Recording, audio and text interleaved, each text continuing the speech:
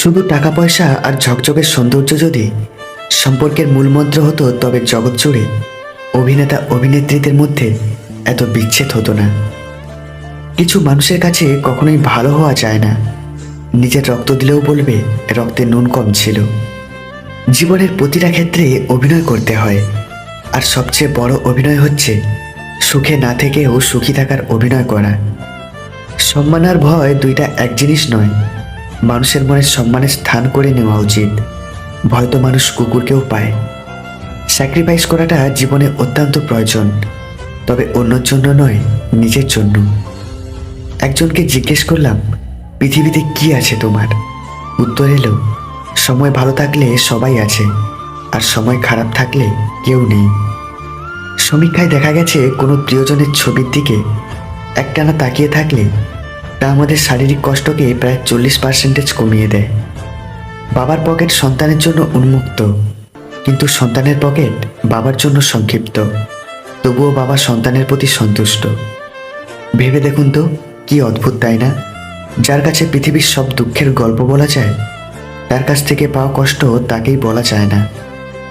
মনের মধ্যে জায়গা করতে লম্বা সময় লাগলেও মন থেকে উঠে যেতে লাগে কয়েকটা মিনিট মাত্র। জীবনে যা করতে চাও তা অবশ্যই করো। এটা ভেবো না যে লোকে কি বলবে, কারণ লোকে তখনও বলবে যখন তুমি কিছুই করবে না।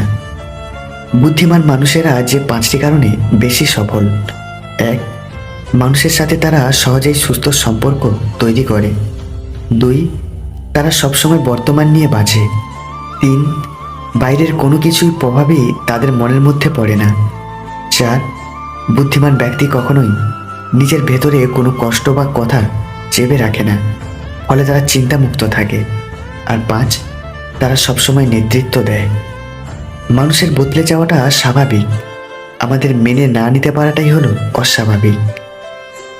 ধন্যবাদ জানান খারাপ সময়গুলোকে, কারণ খারাপ সময় না আসলে চিনতেই পারতেন না কে আপন কে পর। কিছু কিছু ভুল সারা জীবন বয়ে বেড়াতে হয়। যেটা দেখা যায় সেটা হয় না, যেটা হয় সেটা দেখা যায় না। জীবনে টাকা পয়সা আসবে যাবে, খারাপ সময় আসবে যাবে, কিন্তু প্রিয়জন একবার চলে গেলে আর কখনো ফিরে আসবে না। কাউকে বিশ্বাস করার আগে অন্তত 2বার ভাবুন, কারণ এখনকার যুগে বিশ্বাসের দাম কেউ দিতে পারে না।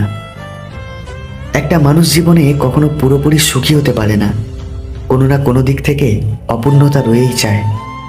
বিবাহিত নারীকে কাছে পেতে চাইলে এই একটি কাজ করো, আর তা হলো তার কাছে একজন বিশ্বাসযোগ্য মানুষ হয়ে ওঠা। কিছু মানুষ আছে যারা তোমাকে কাছে টেনে নেবেও না, আবার দূরে ঠেলে সরিয়েও দেবে না, বরং তারা তোমাকে কাছে টানা আর দূরে ঠেলার মাঝখানে ঝুলিয়ে রেখে দেবে। এই স্বার্থপর দুনিয়াতে কাউকে আপন ভাবতে নেই।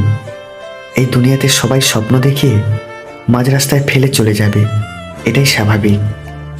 ভদ্র ভাষা আর নম্র ব্যবহার করলে মূর্খরা ভাবে লোকটি দুর্বল, কিন্তু আসলে সে জানে না এই গুণটি অর্জন করা কতটা কঠিন।